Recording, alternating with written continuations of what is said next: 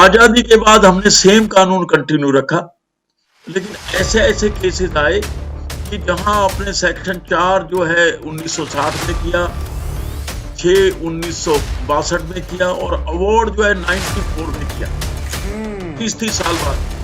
तो अब जो जमीन की वैल्यू 62 में थी, क्योंकि सेक्शन 4 का जब मॉडिफिकेशन होता है उसकी वैल्यू मानते हैं, वो अगर 30 साल बाद आप दिल्ली जैसी जगह में करेंगे तो ग्रेटर कैलाश जैसी पोश कॉलोनी जो उस समय 1000 रुपए गज के लिहाज से थी, वो कई लाखों में हो गई। लेकिन बहुत से चीफ मिनिस्टर ऐसे भी आए जिन्होंने सत्ता का दुरुपयोग किया या अपने दोस्तों को लाभ दिलाने के लिए एक्वायर कर लिया या छोड़ दिया। तो एक तरह से सरकार बिजनेस की प्रॉपर्टी डीलर हो गई। 2011 में राधे श्याम के केस में, जो बाद में हमने देखा, वहां सुप्रीम कोर्ट ने जस्टिस सिंघवी ने और गांगुली जी की कोर्ट ने कहा कि भाई ये क्या दुरुपयोग आप कर रहे हैं। ये पावर दी गई थी कि पब्लिक पर्पस के लिए आप जमीन ले सकते हैं, लेकिन यहाँ तो आपने जो है ये सारा प्रॉपर्टी डीलिंग का गवर्नमेंट ने काम शुरू कर रखा है। 1000 रुपए गज से लेते हैं, अगले दिन कोई लैंड 10,000 रुपए गज से बिल्डर्स को दे देते हैं, बीच में बना लेते हैं। आमतौर पर जो है, जो आप बात कह रहे हैं कि मुआवजा डिक्लेयर हो गया, उसके बाद जो है मुआवजा भी 3 लेवल पे होता है। हाँ।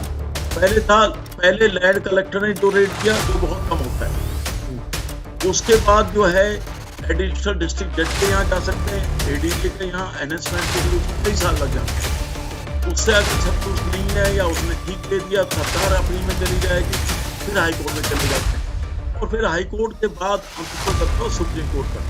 तो ये कई सालों की प्रक्रिया है।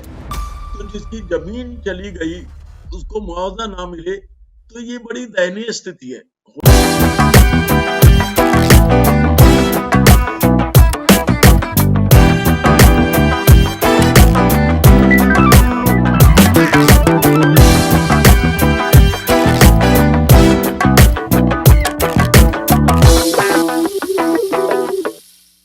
नमस्कार, मेरा नाम है विप्लव अवस्थी। आप देख रहे हैं लीगल रिपोर्टर। वैसे तो भारत को कृषि प्रधान देश कहते हैं और कृषि ही सबसे बड़ा व्यवसाय है इस देश के लोगों का। अन्नदाता जो अन्न उगाता है, अपने खेतों में हल चलाता है और इस देश की 150 करोड़ की जनसंख्या, करीब 150 करोड़ की जनसंख्या का पेट पालता है। लेकिन वही किसान जब डेवलपमेंट के नाम पर उसकी जमीनें छीनी जाती हैं, जब लैंड एक्विजिशन किया जाता है, भूमि अधिग्रहण किया जाता है, तब उसके क्या परिणाम होते हैं। ज्यादातर मामलों में देखा गया है कि किसानों को भूमि अधिग्रहण करने के बाद ना तो सही ढंग से मुआवजा मिल पाता है और उनको सरकारी दफ्तरों के चक्कर काटने पड़ते हैं। बाद में पैसा खिलाकर, घूस देकर ही उनका काम होता है। तो लैंड एक्विजिशन यानी कि भूमि अधिग्रहण एक ऐसा विषय है जो हर आम किसान से जुड़ा हुआ है, क्योंकि डेवलपमेंट जब प्रोजेक्ट होते हैं तो सरकार जबरन भूमि अधिग्रहण करके उनकी जमीनें ले लेती है। आज हमारे साथ बातचीत करने के लिए डॉक्टर सूरज सिंह हैं, जो हार्वर्ड यूनिवर्सिटी के पढ़े हुए हैं, लॉ ग्रेजुएट हैं, साथ ही करीब 4 दशक की बड़ी प्रैक्टिस उनकी है। सुप्रीम कोर्ट में उनका बड़ा नाम है, बड़े मामलों में पेश होते रहे हैं। और भूमि अधिग्रहण जो एक ऐसा मुद्दा है जो हर किसान, हर आम आदमी से जुड़ा हुआ मुद्दा है, उस पर लगातार तमाम किसान संगठनों, इंडिविजुअल्स के लिए वो सुप्रीम कोर्ट में वकालत करते रहे हैं। तो आज हम डॉक्टर सूरज सिंह से ही जानेंगे कि लैंड एक्विजिशन आखिर अब क्या वर्तमान में उसकी स्थिति है और किसान जो इफेक्टेड है वो क्या कर सकता है। तो डॉक्टर साहब, मेरा सबसे पहले प्रश्न होगा, अंग्रेजों के बनाए हुए कानून को मोदी सरकार ने बदला और बदलने के बाद की जो स्थितियां हैं उनमें कितना परिवर्तन देख रहे हैं डॉक्टर साहब? अवस्थी जी, इसमें अंग्रेजों ने 1894 में लैंड एक्विजिशन एक्ट 1894 ये बनाया था कि अगर किसी भी पब्लिक पर्पस के लिए, जैसे रेलवे बनानी है, रोड बनानी है, आर्मी के लिए चाहिए, तो किसी भी पब्लिक पर्पस के लिए अगर जमीन चाहिए तो उन्होंने प्रोविजन रखा कि सेक्शन 4 में नोटिफाई करेंगे और जल्दी अगर जरूरत है तो सेक्शन 6 में नोटिफाई करके उसको आगे ले लेंगे और फिर अवॉर्ड कर देंगे और तुरंत जो है मुआवजा दे देंगे। तो उनके काम में एक एफिशिएंसी थी। ये सारी प्रक्रिया जो है 6 महीने से ज्यादा नहीं लेती थी।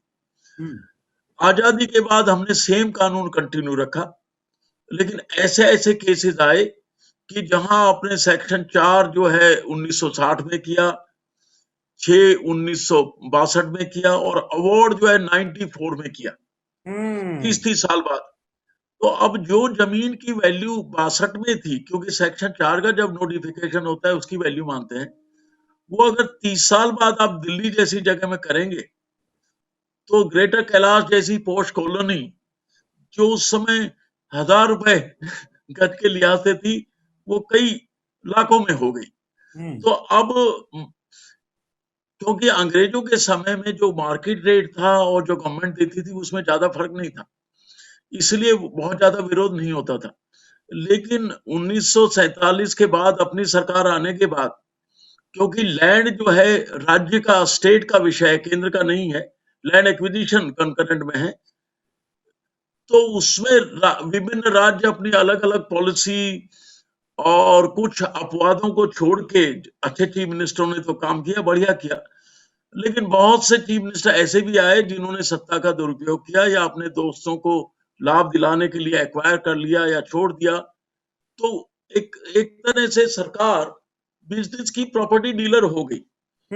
और सेक्शन 17 जो है अर्जेंसी जो थी, वो थी कि अगर नियम ये है कि सेक्शन 4 जैसे आपने कर दिया तो आप किसानों से पूछेंगे, लैंड ओनर से पूछेंगे, भाई जो भी प्रभावित पार्टी है वो अपना ऑब्जेक्शन रख सके, और उस ऑब्जेक्शन को सुनने के बाद सेक्शन 6 लगता था। लेकिन बाद में क्या हुआ कि भाई हमें अर्जेंसी में जमीन चाहिए, इसलिए हम सेक्शन 17 कहता है कि अगर अर्जेंसी है तो आपको किसी की कोई ऑब्जेक्शन सुनने की, किसी बात सुनने की जरूरत नहीं है।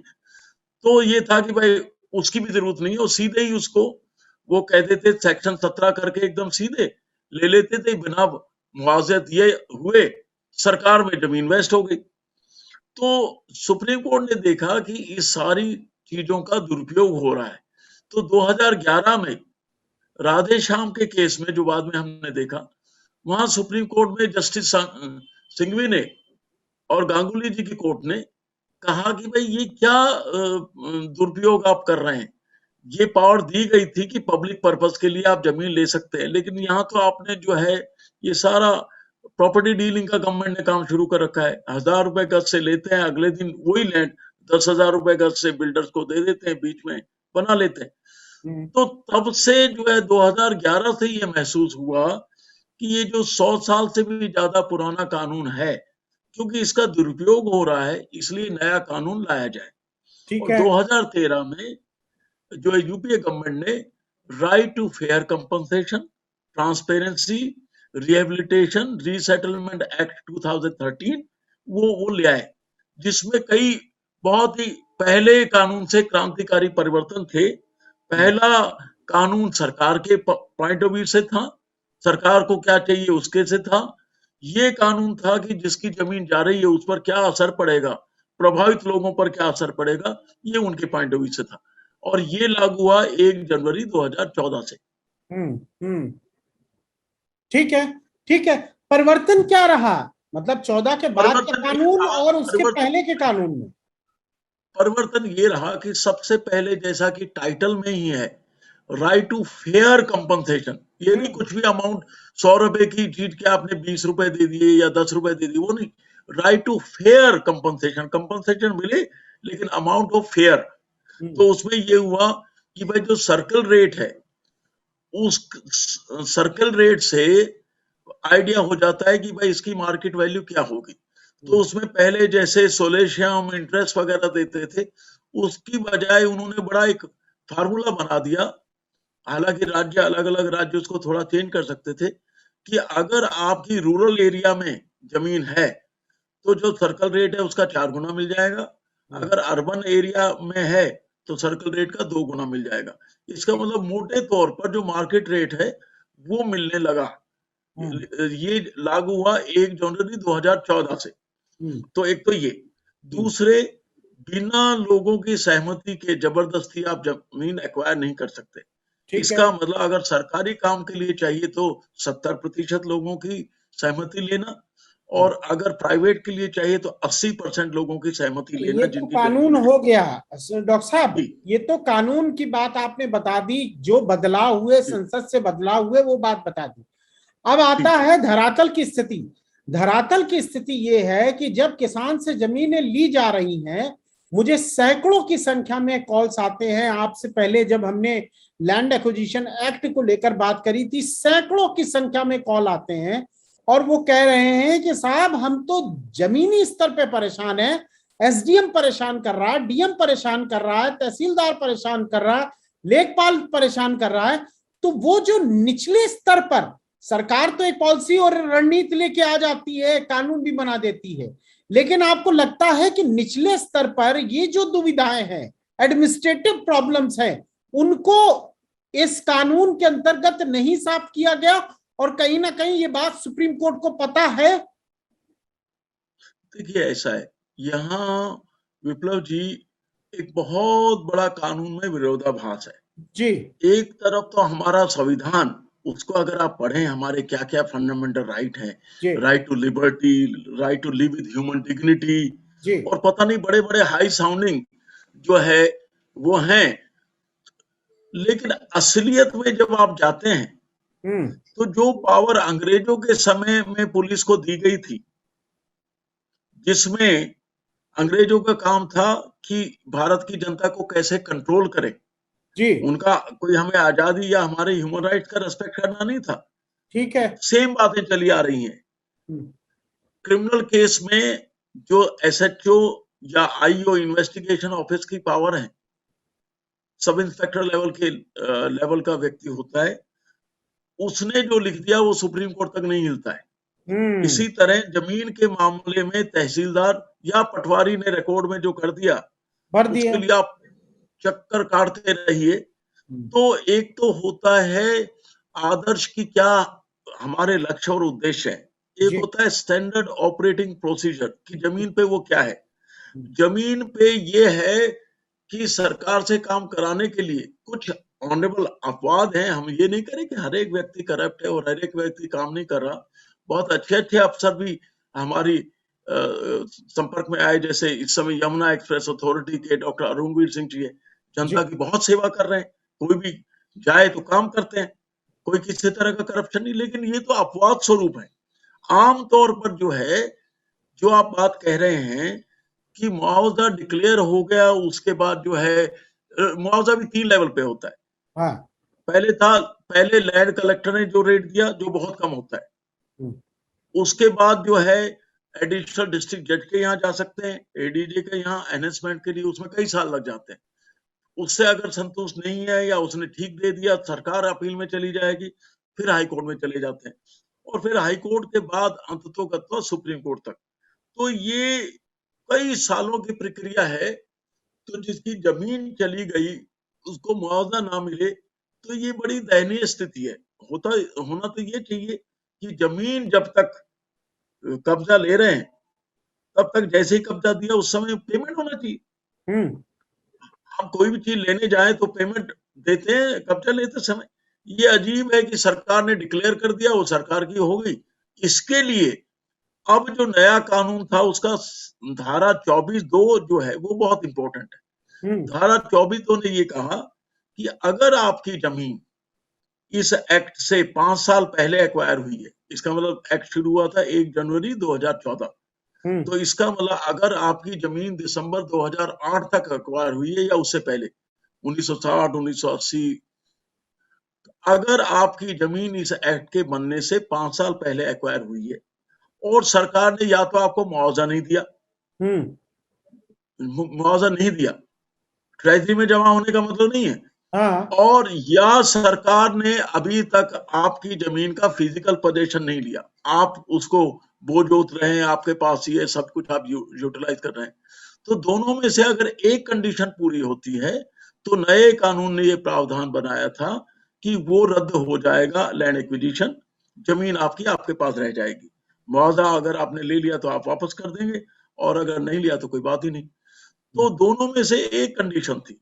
हम लोग भी हाई कोर्ट में, सुप्रीम कोर्ट में बहुत से केसेस जीते, बहुत सी जमीनें वापस कराई, लेकिन बाद में एक सुप्रीम कोर्ट का जजमेंट 5 जजेस का अभी 6 मार्च 2020 को, headed by honourable justice Arun Mishra, उन्होंने किया, जिन्होंने with great respect to him बड़ा ही अजीब फैसला किया जिसको हम चैलेंज कर रहे हैं। उन्होंने कहा कि सेक्शन 24(2) में जो कंडीशन रखी गई है ना कि या तो मुआवजा आपको ना मिला हो या फिजिकल पोजीशन आपके ही पास हो, सरकार ने ना लिया हो, तो ये आपको एक नहीं दोनों कंडीशन पूरी करनी पड़ेगी। यानी अंग्रेजी का शब्द जो और है, जो सेक्शन 24(2) में था, और उसमें जो है उस शब्द को उन्होंने और की बजाय उस शब्द को उन्होंने एंड कर दिया, यानी हिंदी वाला और कर दिया। और अब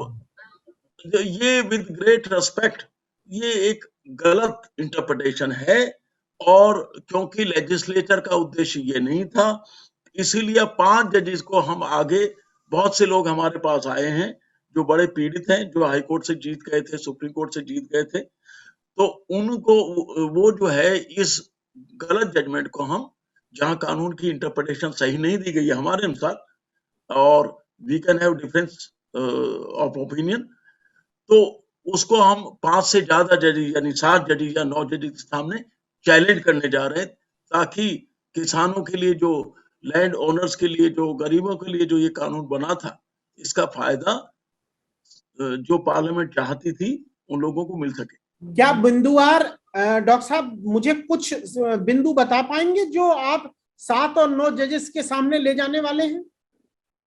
सबसे पहले तो ये कि इस जो इन्होंने जो इंटरप्रिटेशन दी है, क्योंकि हम लोगों ने 17 दिन आर्ग्यू किया ये केस, और उसके बाद जस्टिस अरुण मिश्रा की अध्यक्षता में 5 जजेस का फैसला था। सबसे पहले तो हमारा ऑब्जेक्शन यही था कि पहले 3 जजेस थे पूना जज में, जो किसानों के, लैंड ओनर के फेवर में था, कि पेमेंट का मतलब है कि एडिशनल डिस्ट्रिक्ट जज, जिसको रेफरेंस कोर्ट बोलते हैं, उसके यहाँ जमा हो। ट्रेजरी में जमा का मतलब ये नहीं कि पेमेंट हो गया। इन्होंने कह दिया नहीं, ट्रेजरी में भी जमा है तो है।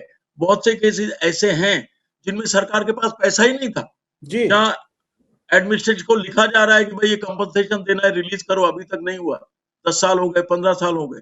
तो जहाँ पैसा ही आपके पास नहीं है, आप कह रहे हैं आपने पे कर दिया है, करने की पेशकश की, तो वो गलत इंटरप्रिटेशन उन्होंने दी, उसमें पूना ज्यादा बेहतर था। दूसरे, इंदौर डेवलपमेंट अथॉरिटी जो 3 जजेस का था, वो भी जस्टिस अरुण मिश्रा का ही जजमेंट था। अपने जजमेंट के खिलाफ खुद हेड करना, हम ये नहीं कह रहे कि उसमें पक्षपात किया होगा, लेकिन पक्षपात की संभावना से इनकार इसलिए नहीं किया जा सकता कि as they say justice should be done but appear to have been done. तो किसी और जज को वो हेड करनी चाहिए थी। सुप्रीम कोर्ट में 20 से ज्यादा ऑनरेबल जजेस हैं, तो दूसरे तो वो भी है। तीसरे, बहुत इंपॉर्टेंट, कि उन्होंने कहा जी पुराने केस नहीं लिए जाएंगे। अब पुराना आप कब से मान रहे हैं? मान लो अगर एक्ट हमारा 1 जनवरी 2014 से लागू हुआ है, तो कोई भी पुराना केस है जिसको मुआवजा नहीं मिला या सरकार ने कब्जा नहीं लिया, उसका केस आप 1 जनवरी 2014 के बाद ही तो ला सकते हैं। कोर्ट ऑफ एक्शन तभी बना है, उससे पहले तो ला ही नहीं सकते। अब उनका उन्होंने कोई टाइम नहीं दिया। उन्होंने कहा नहीं, पुराने केस 1980 का, 1990 का केस नहीं ला सकते। हालांकि ठीक है, एक केस हम 100 साल पुराना भी ले गए थे, तो हम मान सकते हैं कि भाई वो आउटर लिमिट हो गया। लेकिन 3 साल, 5 साल, जैसे सरकार को आप 5 साल दे रहे हैं कि 5 साल तक सरकार अगर यूटिलाइज नहीं करे लैंड का, तो एक्विजिशन रद्द नहीं होगा, 5 से ज्यादा हो तो रद्द होगा। तो जो जिन लोग जो पीड़ित हैं, उनको कम से कम 3 साल तो आप चीज को चैलेंज करने को करोगे। जैसे हमने केस दिसंबर 2014 में डाला, तो 1 साल में डाल दिया, उसको आप कहें टाइम बार्ड है, तो ये अजीब बात है। इसका मतलब आपकी टाइम की लिमिट कब से शुरू हुई? फिर तो एक तरफ से आपने एक रिलीफ दी, दूसरे हाथ से ले ली, तो ये गलत इंटरप्रिटेशन। ठीक है, इसी तरह बहुत सी इसके साथ मुझे आप बताइए, अब डॉक्टर साहब, चूंकि मेरे पास समय की भी अब कमी है, मुझे बताइए, आम आदमी जब इस तरह के मुआवजे को लेकर परेशान हो तो वो क्या करे? उसके पास अधिकारी उसकी सुनने को तैयार नहीं है, न्यायालयों में इतना समय लग रहा है, तब उसके पास उपचार क्या रह जाता है? उसका ये है कि जैसे आजकल आपने देखा होगा बहुत सी यूनियन, किसान यूनियन, ये यूनियन, वो यूनियन, एसोसिएशन बन रही है, क्योंकि जब जन अधिकारी नहीं सुनता तो प्रजातंत्र में जो लोग अगर एक जाए तो नहीं सुनेंगे, लेकिन 50 जाएंगे तो सुनना पड़ेगा, और फिर वो दबाव भी नहीं कर सकते, करप्शन भी नहीं कर सकते। तो ऐसे में ये है कि अकेले जाने की बजाय किसान अपनी, या जिनकी जमीन गई है, वो अपनी एसोसिएशन बनाए और सामूहिक रूप से दबाव डालें। सामूहिक रूप से जब दबाव डाला जाता है तो प्रशासन भी सुनता है। जेवर एयरपोर्ट के अधिग्रहण को लेकर तमाम किसान आ रहे हैं, अभी आपके पास मामला आया किसी तरह का? ऐसा है, उसमें हम यमुना एक्सप्रेस अथॉरिटी जो है जी, उनकी तरफ से सुप्रीम कोर्ट में है कि 64% किसानों को मुआवजा मिलना चाहिए। जी, ये पहली बार है कि सरकार किसानों की मांग को आगे बढ़ा रही है बिल्डरों के खिलाफ। बहुत अच्छा। तो जो बिल्डर गए थे इलाहाबाद हाई कोर्ट और जीत आए, तो उसके अगेंस्ट अपील किसानों ने तो की है, यमुना एक्सप्रेस अथॉरिटी ने भी की है कि सरकार आपके साथ है, किसानों के साथ है, और सरकार जो है आपको आपका जो बनता है 64% ज्यादा वो आपको दिलाएगी। तो इस तरह के अगर एडमिनिस्ट्रेटर हो तो समस्या हल हो जाती है। यानी कि मुझे ऐसा महसूस हो रहा है कि जो खुद हजारों लाखों की संख्या में किसानों के लिए लड़ने वाले वकील हैं, कम से कम जेवर एयरपोर्ट अथॉरिटी जो बनाई गई है अधिग्रहण के लिए, उसके कामकाज से आप संतुष्ट लग रहे हैं? ऐसा है, उसमें योगी जी और डॉक्टर अरुणवीर जी जो सीईओ हैं, उन्होंने बहुत ही अच्छा काम किया है। और जहां ये हो कि भाई उनका जीवन का उद्देश्य है कि भाई जनता का विश्वास सरकार में जमे। जो आपने अवस्थी जी बिल्कुल सही कहा कि लोगों का सरकार से विश्वास उठता जा रहा है, लेकिन पुनः वो कैसे स्थापित हों उसके लिए योगी जी भी काम कर रहे हैं। और योगी जी के एडमिनिस्ट्रेटर जैसे डॉक्टर अरुणवीर सिंह हैं, जेवर एयरपोर्ट के सीईओ हैं, यमुना एक्सप्रेस के हैं, तो वो जो है जनता की कोई भी समस्या वो सुनते हैं। ये देख के बड़ा अच्छा लगता है।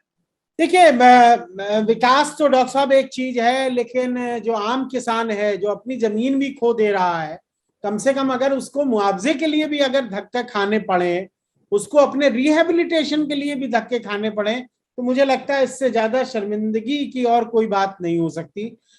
डॉक्टर सूरज सिंह, आपसे बातचीत करके बहुत अच्छा लगा। आपने तमाम बड़ी महत्वपूर्ण जानकारियां लैंड एक्विजिशन को लेकर दी। हमारे इसी वीडियो के नीचे एक नंबर और ईमेल लगातार फ्लैश कर रहा है, आप इस नंबर और ईमेल पर डॉक्टर सूरज सिंह से डायरेक्ट बातचीत कर सकते हैं, उनसे राय ले सकते हैं, उनसे पूछ सकते हैं कि अगर उनके साथ इस तरह का विवाद है तब वो क्या करेंगे, अगला स्टेप क्या होगा। और चूंकि उनको एक 40 साल का अनुभव है सुप्रीम कोर्ट में वकालत का और खासकर लैंड एक्विजिशन के केसेस का, तो निश्चित रूप से आपके लिए एक लाभदायक विषय तो होगा ही। डॉक्टर साहब, बहुत बहुत शुक्रिया, बहुत बहुत धन्यवाद। नमस्कार। नमस्कार, धन्यवाद। लीगल रिपोर्टर के सभी वीडियो को देखने के लिए लीगल रिपोर्टर को सब्सक्राइब करके बेल आइकन बटन जरूर दबाएं